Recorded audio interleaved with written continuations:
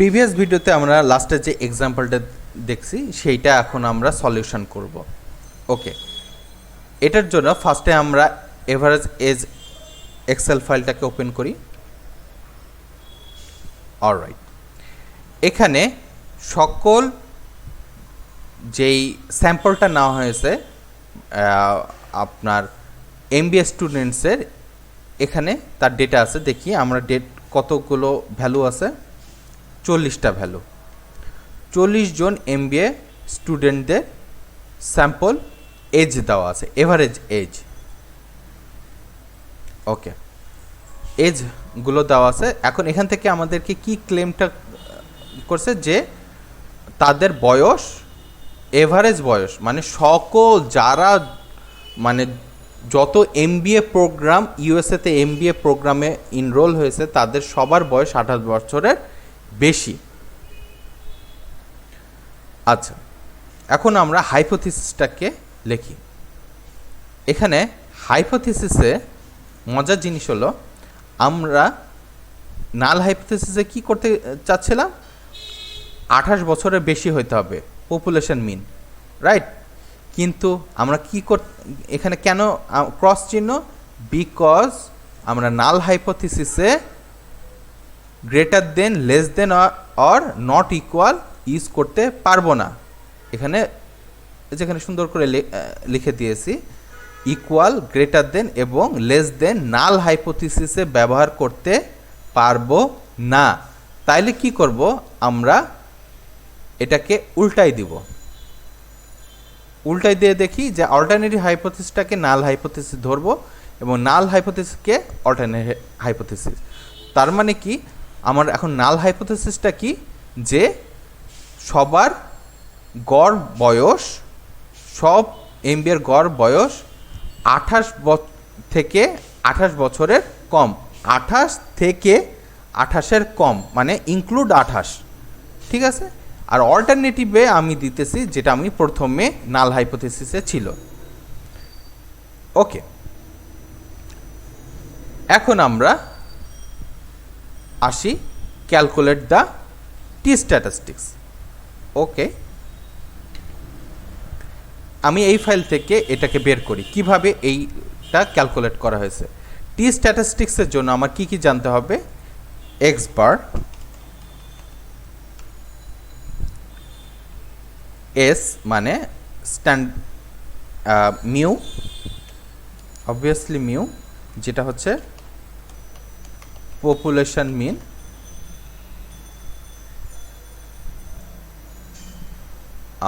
দেন হচ্ছে sample standard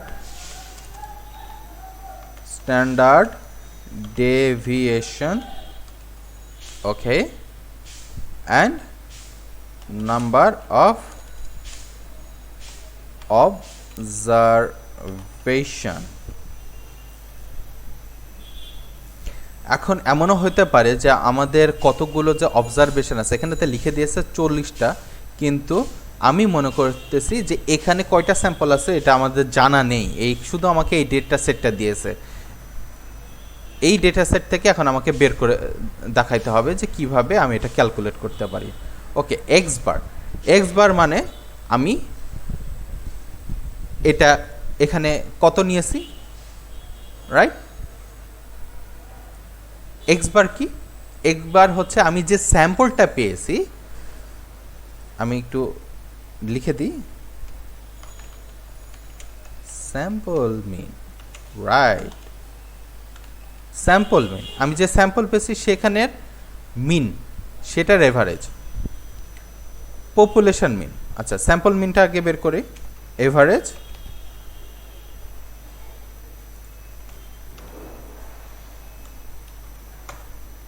বাস, আমরা sample মিন বের করে ফেললাম। পপুলেশন মিন কি আমি জানি? পপুলেশন মিন এই যে আমরা কি বলছি যে 28 বছরের ঊর্ধ্বে, মানে এই 28টা আছে, এই 28টাই হচ্ছে পপুলেশন মিন, মানে 28-এর বেশি বা 28-এর কম, বাট 28। স্যাম্পল স্ট্যান্ডার্ড ডেভিয়েশন আমরা তো জানি, এটা আগে করা শিখছি, সো আমরা করে ফেলি। std পি হবে না এস হবে? Obviously S, because sample. আমরা এটাকে করলাম, বাস চলে আসছে। নাম্বার অফ অবজারভেশনের জন্য কি কাউন্ট, আমরা কাউন্ট করব যে কতগুলো স্যাম্পল আছে, আমরা দেখে করব না, আমরা নিজেরা বের করব। ক্লায়েন্টের কাজ করার জন্য কিন্তু আপনাদের এই ফর্মুলাগুলো জানতে হবে। সব কিছু কিন্তু দেওয়া থাকে না, পাঠ্যপুস্তকে যেরকমভাবে সব কিছু দেওয়া থাকে রিয়েল লাইফে কিন্তু দেওয়া থাকে না, আমাদেরকে বের করে নিতে হবে। ওকে, এইটা আমরা বের করলাম। এখন টি স্ট্যাটিস্টিক্স অনুযায়ী সূত্রটা কি, ইকুয়াল, আমরা দুইটা ব্র্যাকেট দিই, উপরের জন্য নিচের জন্য, mean, sample mean divide by population mean, এবার হচ্ছে যে ভাগ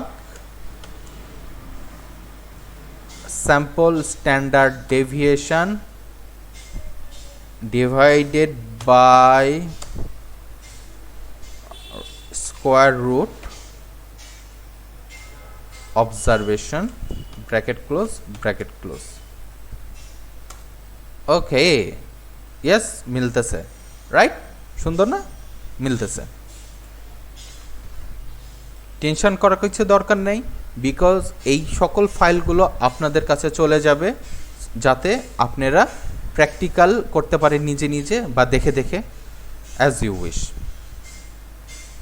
এখন আমরা কি বের করব? আমরা বের করব cut off value.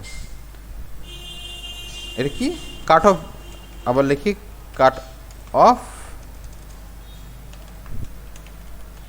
or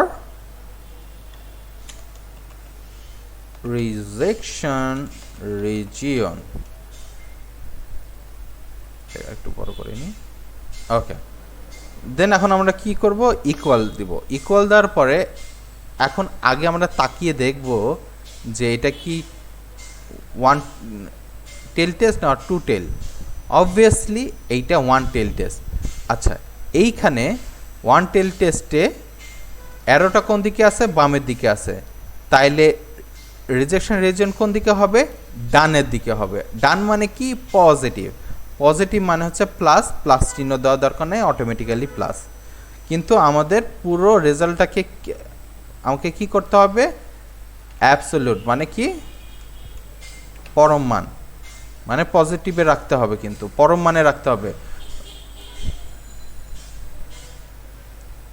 T dot inverse প্রবাবিলিটিটা কত? প্রবাবিলিটি মিনস কনফিডেন্স বা সিগনিফিকেন্স।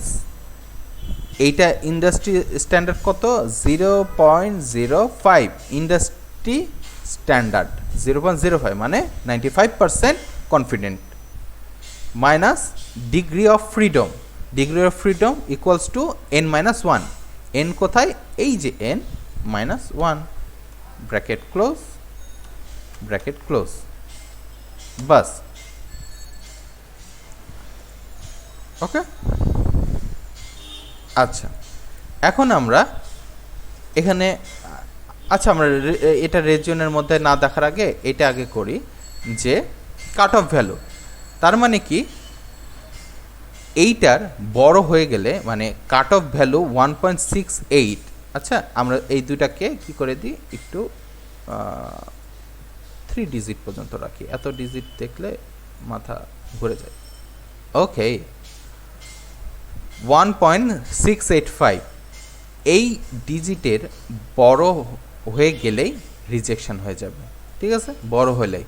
তাইলে আমরা এখানে দেখি যে ধরে নেন ইফ কন্ডিশন আছে, ইফ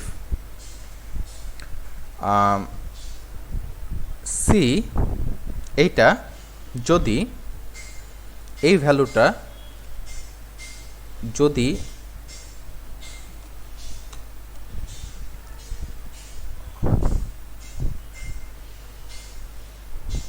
যদি টি স্ট্যাটিস্টিক্সের ভ্যালু যদি কাট অফ ভ্যালুর চেয়ে ছোট হয়, মানে হচ্ছে যে কাট অফ ভ্যালু যদি টি স্ট্যাটিস্টিক চেয়ে বড় হয়, তাহলে আমরা এটাকে বলবো রিজেক্ট, সরি, আমরা বলবো কি ইটস অ্যাকসেপ্টেড।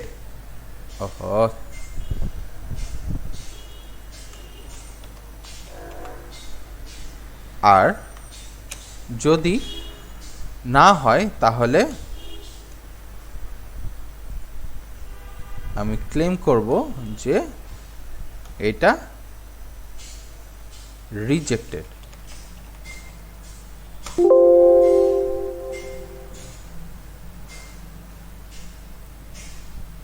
কোথায় ভুল? ওকে, আমি এখানে দুইটা দিয়ে ফেলছি।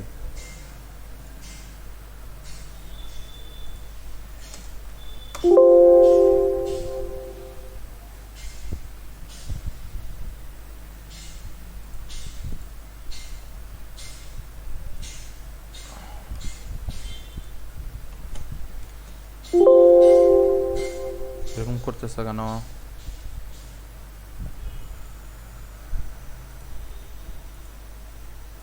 আচ্ছা, এটাকে আমি আরেকবার লিখি। ও, এটা দুষ্টামি করছে এই কারণে।